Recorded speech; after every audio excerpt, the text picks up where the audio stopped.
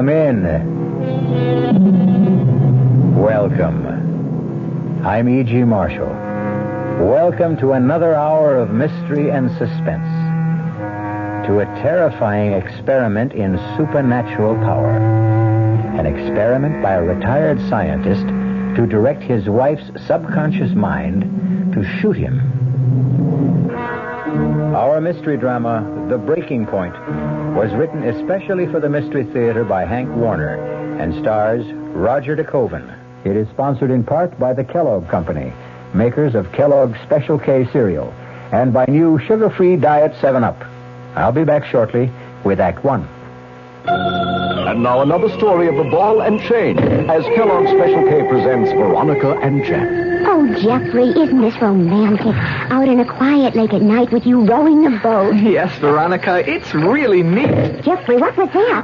Frogs. Frogs that go bonk? They're pretty weird frogs. Oh, Jeffrey, you're such a card. You have a ball and chain, like the ones they use in those Special K commercials. Yes, Veronica, it symbolizes my few pounds of extra weight. But I'm going to get rid of it. How? By exercising. You know, like rowing this boat and eating smart at every meal, starting with a Special K breakfast. You mean a 1-ounce bowl of high-protein Special K, 4 ounces of skim milk, orange juice, and coffee? Precisely. It's less than 240 calories, and it tastes delicious. It'll help me get rid of this ball and chain. I'll help too, Jeff. After all, we're all in the same boat. You have a ball and chain, too. Your happy ending could begin with the Special K breakfast from Kellogg's. There's a very special deal going on at all offices of Suburban Savings throughout North Jersey. It's called Suburban Special Interest Deal, and you'll be especially interested in the savings you get. A top 7.90% effective annual yield on Suburban's limited issue 7.50% savings certificate. And Suburban guarantees it from 4 to 10 years, minimum deposit $2,500. Early withdrawal prior to maturity is subject to a substantial penalty. Suburban compounds interest continuously from day of deposit, paid quarterly. So you not only get interest on your savings, you get interest on the interest. And Suburban offers you the highest interest rate allowed by law. Here's your chance to get a great savings. A top 7.90% effective annual yield on Suburban's limited issue 7.50% savings certificate. Why not deal yourself into Suburban Savings Special Interest Deal in Bayonne, Edgewater, Elmwood Park, Emerson, Hackettstown, Morris Plains, Nutley, Paramus, and Sparta.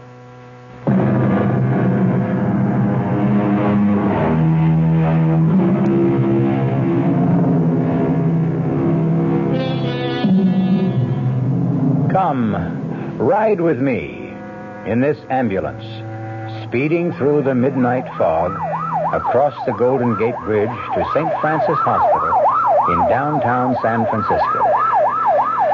As the trauma emergency team tries with plasma and oxygen to keep critically wounded Professor William Baker alive. The driver and the 2 doctors know that the patient must get to the operating room in minutes. Now, quickly, up this hospital corridor, as the patient is wheeled into the operating room, stand outside the door and listen as they try to save him. And maybe you'll learn what Professor Baker tried to learn about the dark mystery of life and death. Scalpel. Flap. The patient's failing, Doctor. Blood pressure. 62/40. Adrenaline. I can hear them trying to save me, but I'm going to die. And I want you to know that I'm dying all because I made my wife murder me. Yes, I am dying because I conducted an experiment to influence my wife's subconscious mind to the point where she was going to murder me.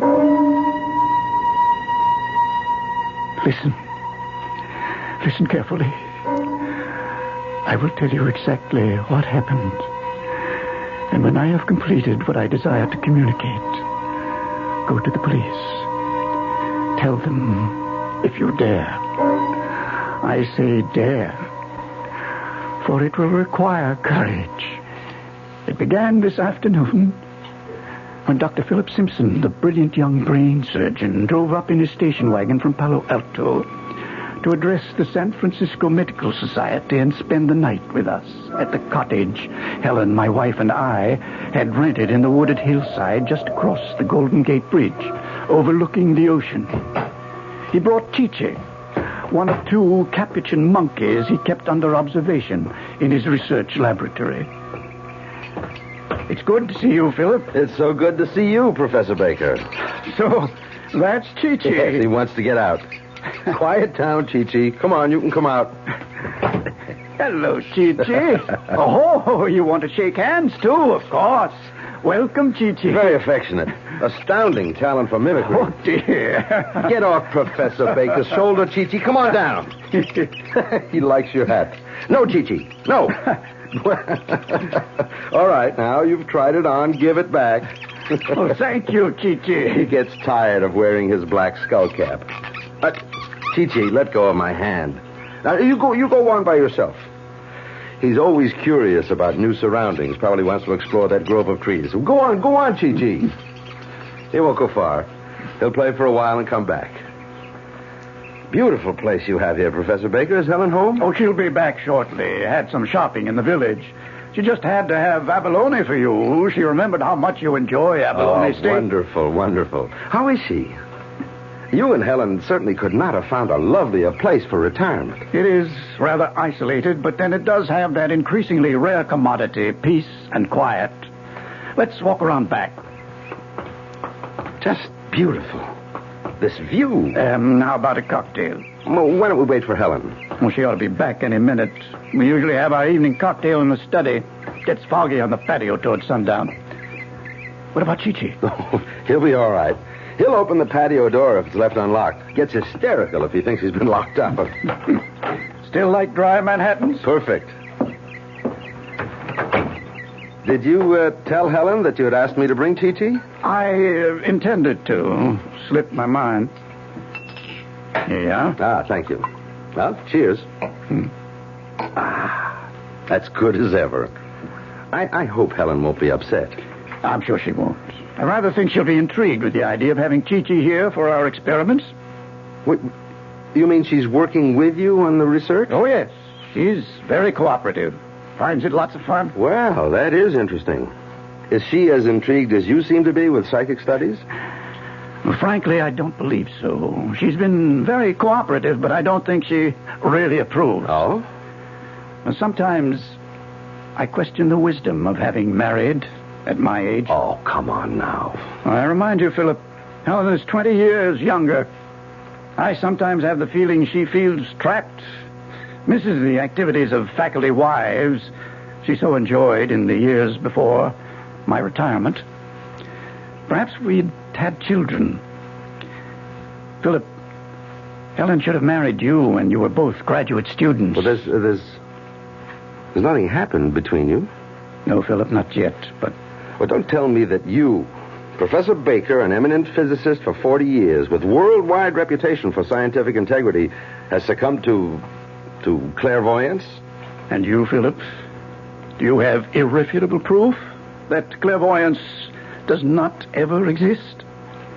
Can you issue an assurance that something will not happen? Oh, that's Helen now. Oh. Philip! Hello, Helen. As I look back now to that moment when Dr. Simpson and I waited for Helen to come into the house, I fully realize that the quick flush that passed over his tense face meant the one thing I had been blind to, that he was still in love with her. Helen entered the room with packages in her arms. She threw them on the sofa, rushed towards him, her face glowing with pleasure, embraced him and kissed his cheek, hugged him. Oh, Philip, it's so good to see you. Good to see you. Oh, let me look at you. Oh, it's so good to see you. Neither one of them saw Chi-Chi open the door from the garden, come into the room, climb a table, and spring onto her shoulder, its furry paws around her neck. Chi-Chi! Come down, Chi-Chi. Let go of her. Now, come down. There, now stay down. Monkey? Oh, I couldn't imagine what. All I saw and felt were hairy paws. It's all right, Chi-Chi. It's all right. Now, just be quiet. I'm so sorry he scared you, Helen. He was trying to be affectionate. Yeah, well, I sure can do with a drink. Here you are, dear. Thank you.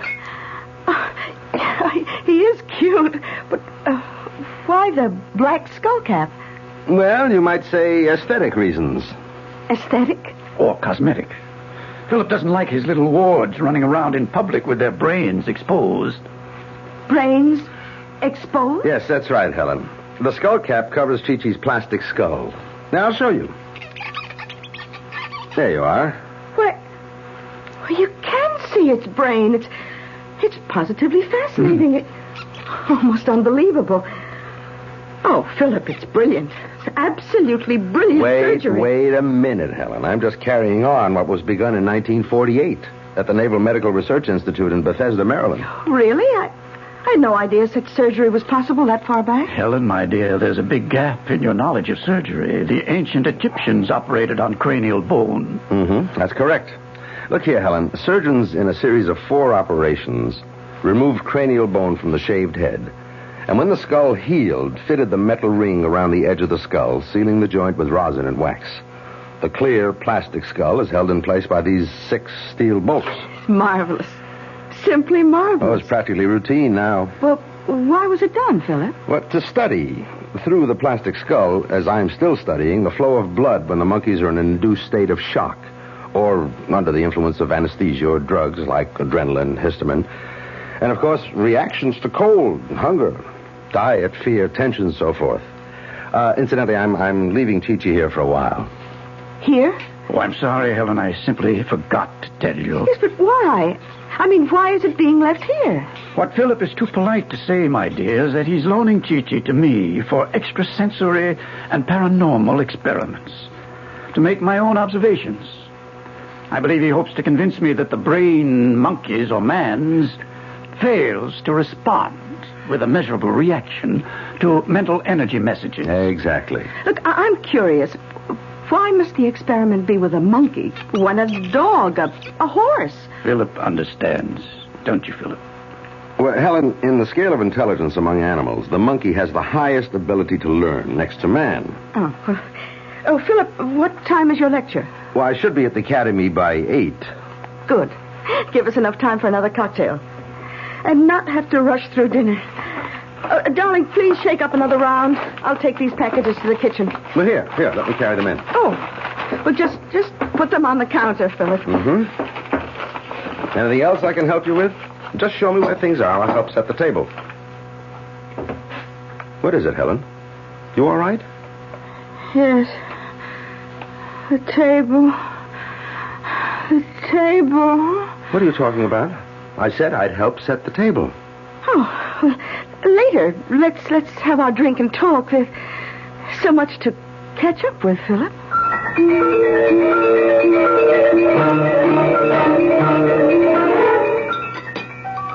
More coffee, Philip? Yes, please. Oh, have some more of the strawberries, Philip. And ice cream. Well, just a little. Helen, what you've been telling me is hardly believable. Well, there's no room for disbelief, Philip. There's evidence. Evidence? Yes. I'll get the drawings. Excuse me. Be right back. They're in the study. I don't like it, Helen. Do you have these dizzy spells often? Well, they've been more frequent recently. Well, you should stop participating in such experiments. I'll talk to William. Oh, please don't. Please. Here we are. Philip, look at these rough-line drawings. Do they suggest recognizable objects? Well, this might be an apple, I guess. This, suggests a knife. I can't see anything in this one. Meaningless lines. Yes, that one is meaningless. Note the dates on the drawings. About a month ago, I sat at this table with 3 objects in my hands. An apple, a knife, and a salt shaker. Helen was stretched out on her back in the bedroom, her mind clear of any thoughts or feelings, awaiting my energy message. She could not hear me. She could only receive my thoughts, my instructions. I sent a message for her to pick up the pad and pencil on the night table. I sent an energy message telling her I was holding an apple, a knife, and a salt shaker, and for her to draw them. She got 2 out of 3. You ask me to accept this as evidence that you can control the actions of the mind of a person who's out of your sight, out of the sound of your voice, even physically in another place? Oh, I call it coincidence, accident. It did happen, Philip. In many other experiments we did together. It took me months of training to achieve a state of receptivity. Well, that's all very interesting, but I'd better soon be on my way to the academy. I can see you're still skeptical. Can you spare 3 more minutes for another, as you say, interesting experiment now, right here, with Helen? With Helen? I'd rather not. I don't mind, Philip. All right, very well. Thank you, Helen. Lie down in the bedroom. I'll give you 2 minutes to achieve receptivity. I will repeat once more, Helen. Come back. Pick up the coffee pot and pour the coffee right on your fine lace tablecloth. You're not going to let her... No, this gong will stop her. More coffee, Philip? Well, I really should be going. Oh, yes, before the bridge traffic gets heavy. Here, I'll help you carry these things to the kitchen. He followed her into the kitchen, carrying a tray. The brilliant Dr. Simpson had been puzzled. Are you all right? He had asked her. Dr. Simpson, who recognized only the physical laws of matter, had asked, are you all right? But she wasn't all right. Dr. Simpson didn't know then what the trouble was. But late that night, when he returned from his lecture, he found out about the experiment that was underway with the loaded gun in the night table.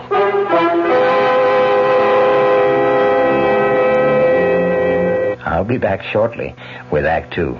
Hello, Ms. Goldilocks here, and welcome to my professional taste testing laboratory. Oh, Papa Bear, could you bring that case of sugar-free Diet 7-Up over here? Another case? Miss Goldilocks, you're drinking the sugar-free Diet 7-Up like there's no tomorrow. You can't still be taste testing it. Oh, no, Papa Bear. Sugar-free Diet 7-Up has already earned my seal of approval. It's fresh, light, natural, delicious. I drink it because I love its taste. Now hurry up. Okay, here. This sugar-free Diet 7-Up really tastes delicious. Ladies, if you're tired of switching from one diet drink to another, take some advice from Ms. Goldilocks. Try sugar-free Diet 7-Up and you'll say, yes, this one's just right. I'll bear witness to that, Goldie.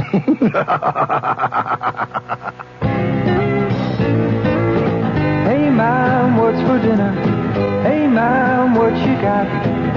What's for dinner? Your ShopRite is featuring ShopRite or Shenandoah brand Grade A Rock Cornish hens. A real family treat at just 47 cents a pound. What's for breakfast? Listen to these ShopRite values. ShopRite Grade A large eggs, 59 cents a dozen. ShopRite sliced bacon, 1 pound package, 79 cents. ShopRite Grade AA butter, 1 pound brick, 69 cents. Crown Top white bread, 22-ounce loaves, 3 for $1. Save on every meal at ShopRite. She loves the family.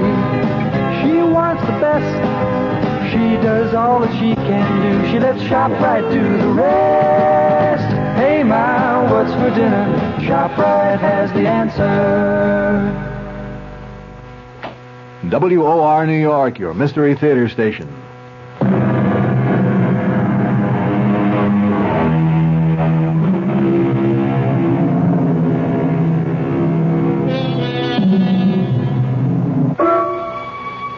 Helen didn't wait up for Dr. Simpson to return.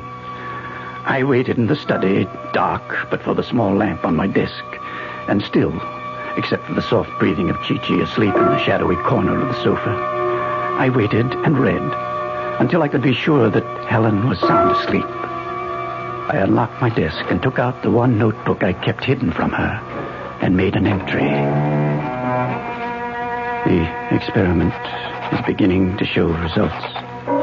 Today, Helen reacted with an unmistakable manifestation of dizziness and mental depressiveness when Dr. Simpson mentioned the word table. I am convinced that the subject has reached the stage of complete susceptibility and receptiveness.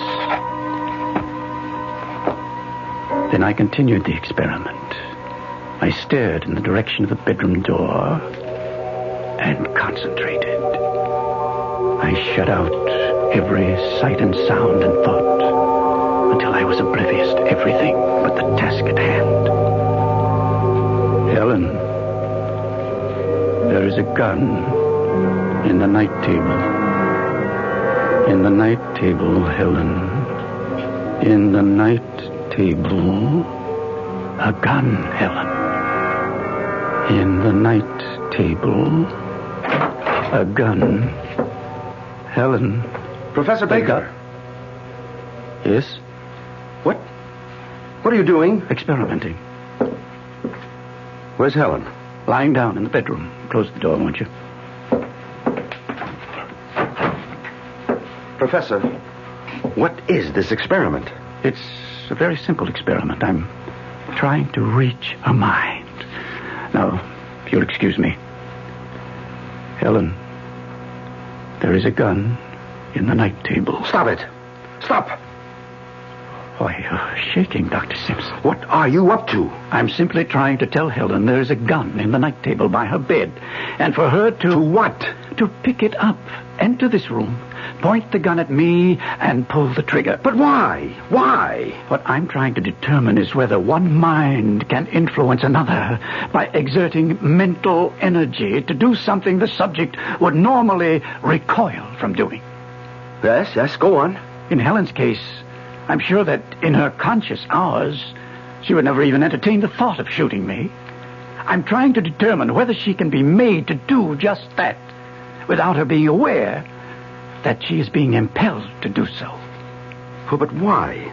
What would it prove? Prove? Don't you see? If one mind can control another across space, think of the power men of goodwill can exercise over evil. It will at long last give man control over the rapacious breed that makes civilization a nightmare. The evil, power-hungry men who brainwash their countrymen into one war after another. Professor, how long has this been going on? For weeks. Every night. You recall Helen's depressiveness this evening when you mentioned the word table? You mean... Yes. The reaction. Results. My mind is beginning to control her subconscious. You witnessed it, Philip. And now, have you the scientific integrity and the courage to witness the experiment carried through? I have conditioned her to come in when the clock strikes midnight. In a few minutes now. What do you mean, do I have the courage? Yes.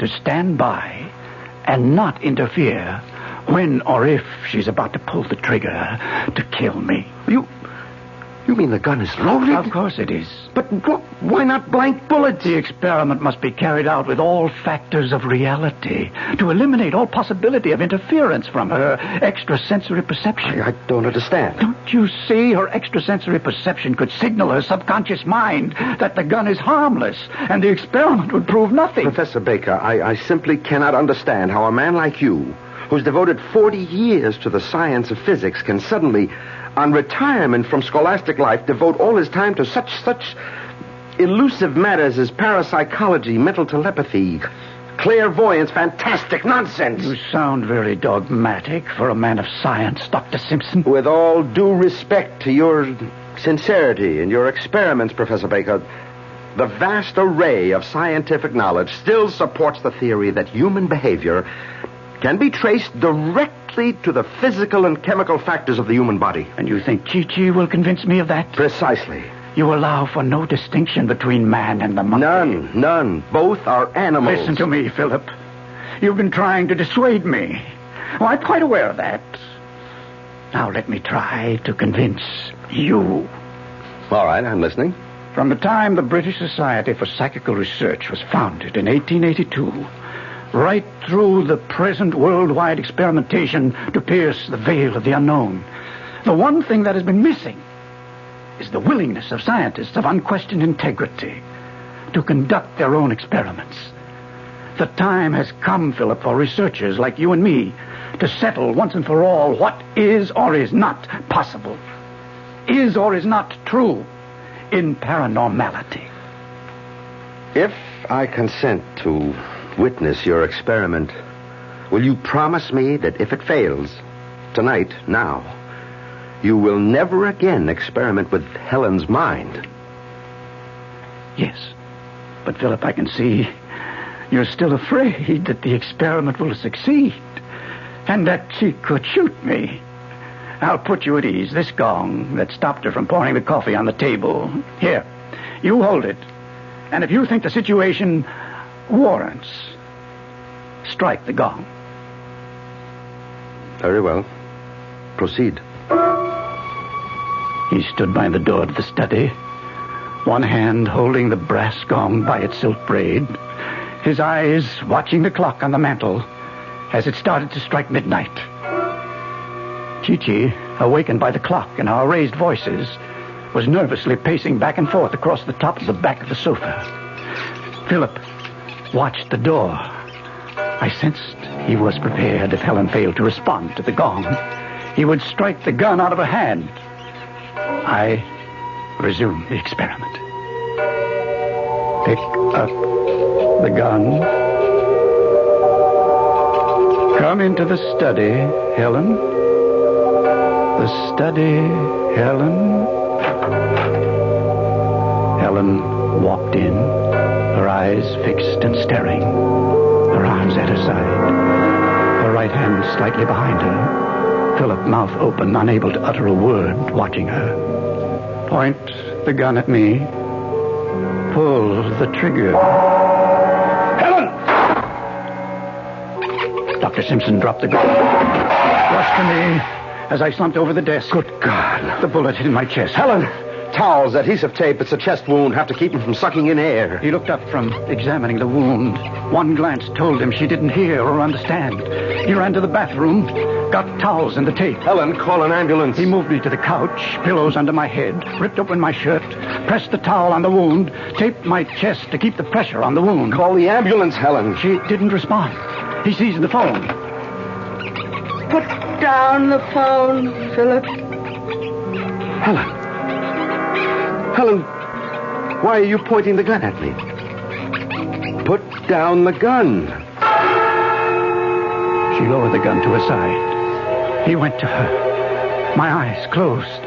I struggled against the blackness flooding my mind. I struggled as the blood trickled from my wound to listen. Helen, don't you hear me? Answer me. Answer me. Why did you slap me, Philip? Helen, do you know what you've done? What have I done? You've shot him. Who? Your husband, Professor Baker. We've got to call an ambulance, Helen. His pulse is... Will he live? The ambulance, Helen. He won't live, will he? I can see it in your face, Philip. He won't live. He'll die if he doesn't get to the operating room. I want him to die. What did you say? I want him to die.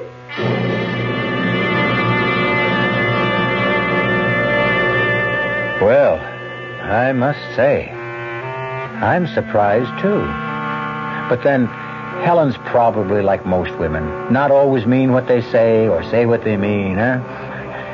Wonder what's really on her mind. But she's in good hands, with a doctor in the house. I'll be back shortly with Act 3. When you say Budweiser, When you say Bud, you've said a lot of things nobody else can say. When you say Bud, you've gone as far as you can go to get the very best. When you say Bud, you've said the word that means you like to do it all. When you say Bud, It means you want the beer that's got a taste that's number one. When you say Bud, you tell the world you know what makes it all the way. When you say Bud, you say you care enough to only want the king of beers. There is no other one. There's only something less. Because the king of beers is leading all the rest. When you say Budweiser, You've said it all. Anheuser-Busch, St. Louis.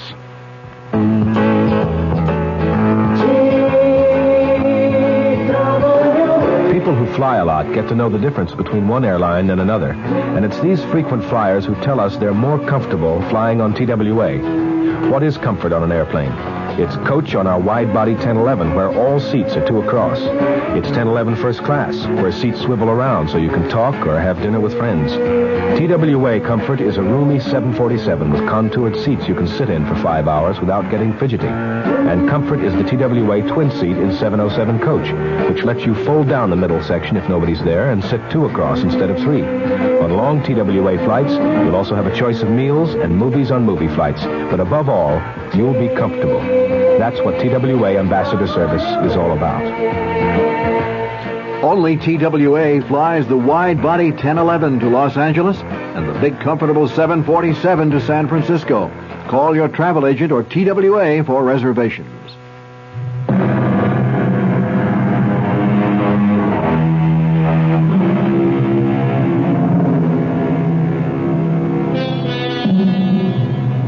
Well, it does seem we left both Helen and Dr. Simpson in a state of shock. Not to mention our bleeding Professor Baker and that hysterical Chi-Chi. Let's rejoin them and see whether there's help for any of them. I don't want him to die. Listen to me, Helen. You must let me call the ambulance. Don't you see? We must. If he dies here, the police will want to know why we didn't call the ambulance. The police? Yes, Helen, the police will want to know. Oh, Philip. Hold me. I'm so mixed up. Come.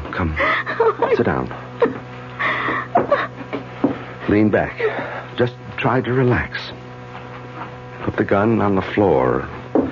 I'll call the hospital.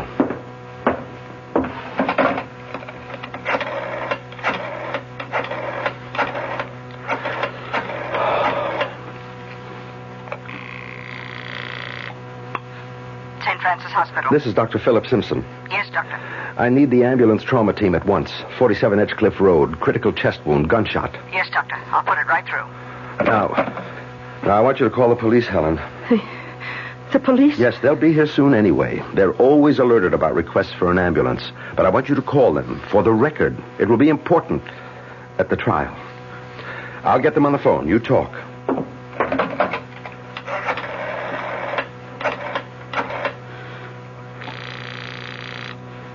Police emergency, Sergeant Peters. Oh, this is Mrs. William Baker, 47 Edgecliff Road. I want to report that I just shot my husband.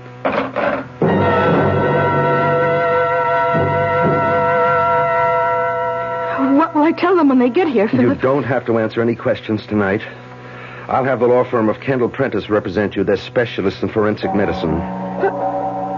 The Chinese gong in the dining room. It's Chi-Chi, imitating what I did. Chi-Chi, stop that. You hear me? Stop that. Let me have it, Chi-Chi. Now come here. Drop it. Drop it. Let go of it, or I'll break your paw. Those Capuchin monkeys. They want to imitate every new thing they see. Chi-Chi, go sit down in that corner. Go on, and stay there. They're intelligent, but they can be very trying. Chi-Chi is acting strangely tonight. Usually obeys a command immediately. Well, perhaps Chi-Chi's nervous system has been affected by what's happened here. Perhaps its brain has intercepted some of William's energy messages. Nonsense, Helen. That's impossible. I mean, Chi-Chi can sense excitement and tension in a room, but as for intercepting Professor Baker's energy messages, I better check his pulse. And weak. Very weak. What's keeping that anger? Philip! Chi-Chi's got the gun! Chi-Chi! Let me have that gun. Now, Chi-Chi, now you be a nice boy. Put the gun on the floor. Good boy. Thank you, Chi-Chi. Thank you. Now go back in the corner and please stay there. I'll put the gun in the desk. I think we both need a brandy. Would you like one, Helen? Oh, yes, please. Here, dear. Now, just sip it. Tell me, Helen. Did you know what you were doing when you pulled the trigger? What do you think, Philip? I don't know what to think yet. You've got to tell me, Helen. Did you know what you were doing? You pulled the trigger after I struck the gong. Yes, I know. You knew? You deliberately murdered him. Murder? I shot him because he told me to. He made me do it. But if you knew what you were doing, the police will call it murder. Look, I told you I knew what I was doing, but I won't tell the police. What will you tell them? That the experiment, the great Professor Baker's experiment, was a success. Wait a minute, you knew about the experiment? You knew? Yes, every step of it. I knew about the notebook. I read every entry, every day. I knew exactly what he was up to. The police will read the notebook, and they'll understand. They'll understand. You murdered him. Helen. I never loved him. I was beginning to hate him. It doesn't matter now, Helen. I prefer to conclude that you did not know what you were doing, that the experiment did unbalance your mind. I think the district attorney will accept that. Accept what, Philip? That when you pulled that trigger, it was insanity. Oh, no, I won't be declared insane. No. Look, I'll show them the notebook. They'll understand. They'll read it in his own handwriting. How night after night while I was asleep, he tried to make me shoot him. They'll understand. Unless you tell them differently. Unless you tell them I murdered him. Helen, please listen to me. Try to understand what I'm telling you. The police will never believe that Professor Baker's experiment was a success. They'll call in scientists to testify that no such thing is possible. They'll suspect that you used your knowledge of the experiment to kill your husband. Yes, but you were a witness. You can verify what happened. Yes, but... You tell them that I murdered him? No, Helen. The only honest opinion I can give them is that your mind snapped. That day by day, the knowledge of your husband's secret experiment preyed on your mind. And you became convinced, in a moment of temporary insanity, that he really wanted you to kill him. Will they believe that? I hope the jury will. Oh, help me, Philip. You must help me. I'm so tired. I'm so mixed up. As I lay there on the couch, still, my eyes closed, aware that under the blanket, my blood was still slowly trickling into the towel, fighting against slipping off into unconsciousness. I could still hear their voices as from a great distance. You must help me. I'm so tired. I'm so mixed My up. poor darling. And then I was aware of Chi-Chi at the side of the couch, bending over me, its breath close to my face. My eyelids, heavy with weariness, lifted slightly, and through the thin slit of vision, I saw Chi-Chi's plastic skull. I could see plainly through the plastic skull the gray mass of nerve tissue of the cerebellum. And then, summoning every last bit of strength of will, I concentrated on Chi-Chi's brain. Chi-Chi, the gun, in the desk, Chi-Chi. What have I done, Philip? You too. It will ruin your career. Go to the desk, Chi-Chi, in the drawer, the gun. I could see its gray eyes staring at me, trying to grasp what I was telling him. And then he jumped on the desk, pulled open the drawer, and took out the gun. Chi-Chi! Put it down, Chi-Chi! Philip charged to the desk. Chi-Chi eluded him. Leaped to the mantel over the fireplace. Drop the gun, Chi-Chi. Drop it! Philip chased it all over the room as it knocked over a table lamp. It jumped to the hanging ceiling light fixture, waving the gun playfully. Chi-Chi points the gun at the mirror.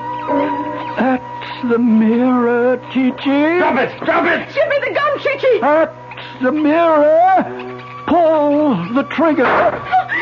Give me the gun, Chi-Chi! Helen was reaching towards Chi-Chi. Chi-Chi was pointing the gun at her. I didn't want Helen to die. I summoned every last ounce of will and sent a mental message to Chi-Chi. Drop the gun, Chi-Chi. Drop the gun. Look out, Helen! Good Lord. Helen. Helen. Answer me. She didn't have a chance. She was shot in the head. Oh, Miss darling. You must not die, Helen. You must not die. Helen, I love you.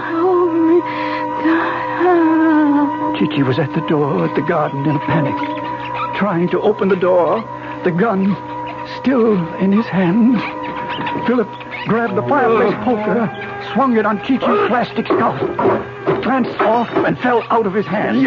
Philip picked up a chair, threw it at Chi-Chi with all the strength of his fury. It crashed through the glass. Chi-Chi jumped through the opening. Philip picked up the poker, went after Chi-Chi. I could hear Philip chasing him across the flagstones of the patio. I heard the police car.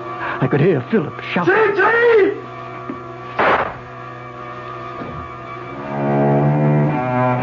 Then all was still. Deathly still. I lost consciousness until I became aware of someone talking on the telephone. Yes, Lieutenant. 2 dead. Mrs. Baker in the house, and Dr. Philip Simpson in the woods back of the house. Yeah, 1 bullet in each of them. John says Dr. Simpson was pretty far gone when he found him. Says he tried to tell him something.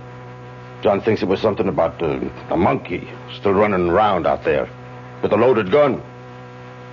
It beats me too, Lieutenant. No, nothing else. Oh, yes, we found a black skull cap hanging on the chandelier. That's what I said, skull cap. Odd-shaped thing. Can't figure out what it's for, no. Right. Oh, better get that ambulance out here fast. Professor may still have a chance. Here it comes now, Lieutenant.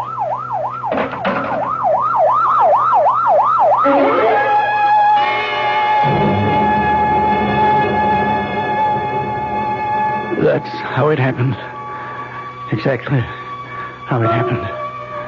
The police are still puzzled. Chi-Chi will probably find roaming the woods the gun somewhere nearby. Chi-Chi did it. Tell the police Chi-Chi did it. Why? Perhaps it was mimicking Helen after it witnessed her shooting me. I shall never know. As for whether my wife murdered me willfully or suffered temporary insanity or was influenced by my mental energy, you must judge for yourself after you read the full record of the experiment in the notebook. Yes. Go tell the police and Professor Seligson. You can locate him through the American Society of University Professors. Tell them I decided to communicate the foregoing just an hour ago when I heard the operating team give me up.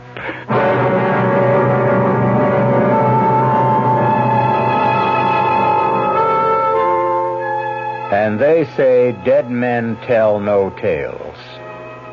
Talking about the brain, though, let me give you men a tip. If your wife is trying to talk you to death, don't worry. Master the secret of mind over chatter. But seriously, a guy I know didn't even answer his wife. She threatened to divorce him because he was unsociable. So he hit her over the head with a mashie. Told the jury he wanted to be clubby. Until next time, pleasant dreams.